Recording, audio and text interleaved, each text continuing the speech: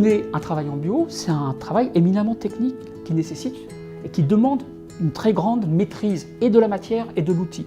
La taille d'hiver amène des sarments qu'on va poser dans l'herbe puisqu'on laisse l'herbe pour l'hiver. Il faut pour pouvoir broyer ces sarments, broyer l'herbe en même temps et donc un outil un peu spécifique, beaucoup plus puissant que les broyeurs habituels. Pour enlever l'herbe au pied, donc on utilise des charrues intercept qui sont des charrues avec des capteurs qui permettent d'escamoter la charrue entre chaque pied. Une décavaillonneuse, c'est une charrue qui retourne donc la terre mais qui va chercher entre les souches, qui va essayer de nettoyer les souches le plus près possible, sans évidemment retourner les souches avec la terre.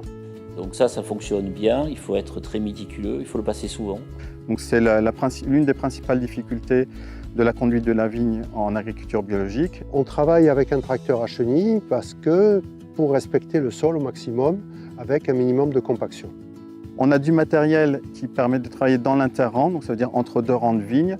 C'est-à-dire qu'on va retourner toute la terre entre les rangées avec un cover crop en X qui est une espèce de charrue à disque difficile à tirer, d'où là aussi l'intérêt du tracteur à chenilles.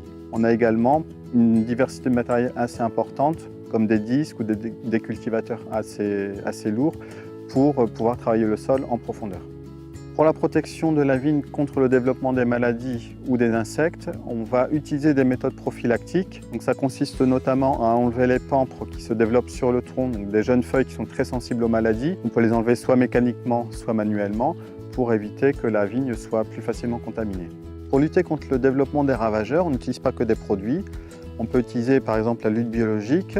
Le meilleur exemple, c'est l'utilisation d'araignées prédatrices qui mangent des araignées phytophages, donc qui vont abîmer le feuillage. On utilise aussi des abris à chauves-souris, sachant qu'une chauve-souris mange entre 2000 et 3000 insectes par nuit. Donc on essaie de leur faire des abris pour en garder le maximum, pour pas qu'elles partent chez les voisins.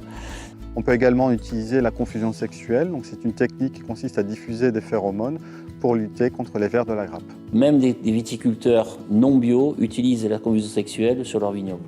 Et ça évite de faire des traitements chimiques abusifs. Donc la bio aujourd'hui arrive au secours de la culture chimique. Le bio a été un laboratoire et ce qui a été pensé, ce qui a été expérimenté dans le bio a déteint sur une sphère que par facilité de langage on pourrait appeler l'agriculture, la viticulture conventionnelle, en évitant les résidus, les pesticides, etc. Parce qu'au final, qu'est-ce qui nous intéresse?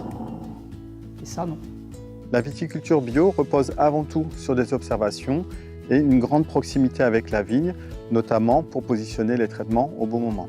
C'est également une agriculture très technique, puisqu'elle nécessite d'avoir recours à du matériel spécifique pour l'entretien du sol, mais également pour l'application des produits de contact.